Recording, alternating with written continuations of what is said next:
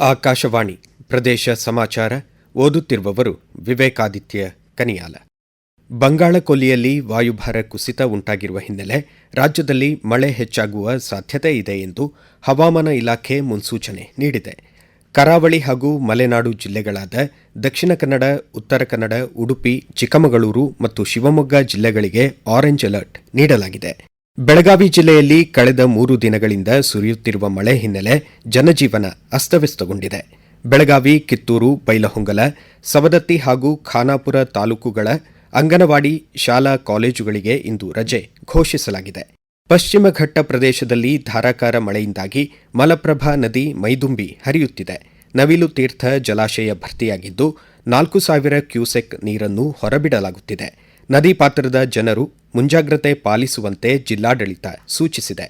ಸತತ ಮಳೆ ಹಿನ್ನೆಲೆ ದಾವಣಗೆರೆ ಜಿಲ್ಲೆಯ ಎಲ್ಲ ಶಾಲಾ ಕಾಲೇಜುಗಳಿಗೆ ಇಂದು ರಜೆ ಘೋಷಿಸಲಾಗಿದೆ.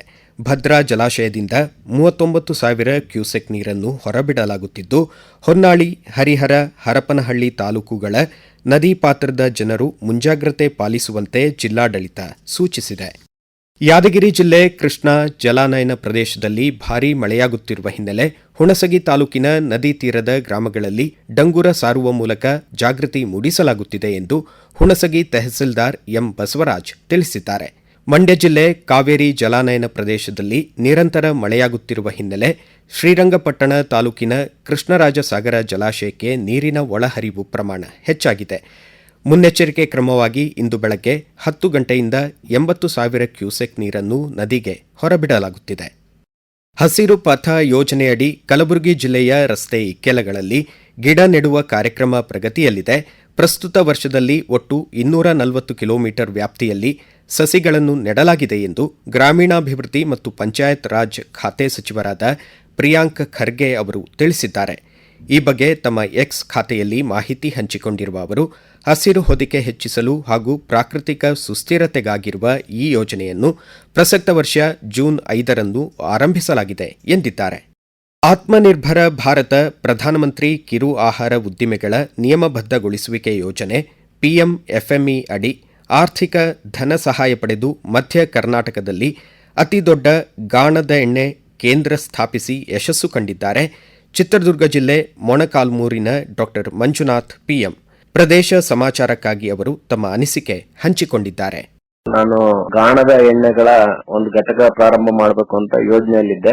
ಆಗ ಕೃಷಿ ಇಲಾಖೆ ಅಧಿಕಾರಿಗಳಿಂದ ಈ ಫುಡ್ ಇಂಡಸ್ಟ್ರಿ ಮಾಡೋ ದೃಷ್ಟಿಯಿಂದ ಸಬ್ಸಿಡಿ ಅಮೌಂಟ್ ಸಿಗುತ್ತೆ ಅಂತ ಸಮೇತ ಮಾಹಿತಿ ಸಿಕ್ತು. ನಾವು ತುಂಬಾ ದೊಡ್ಡ ಮಟ್ಟದಲ್ಲಿ ಅಂದ್ರೆ ಮಧ್ಯ ಕರ್ನಾಟಕದಲ್ಲಿ ಅತಿ ದೊಡ್ಡ ಇಂಡಸ್ಟ್ರಿ ಮಾಡ್ಬೇಕಂತ ಹೊರಟಂತವ್ರಿಗೆ PMFME ಯೋಜನೆ ಅಂತ ನಮಗೆ ಸುಮಾರು 30 ಲಕ್ಷಗಳ ಸಾಲ ಕೊಡೋದಕ್ಕೆ ಬ್ಯಾಂಕ್ ಒಪ್ಕೊಂತು.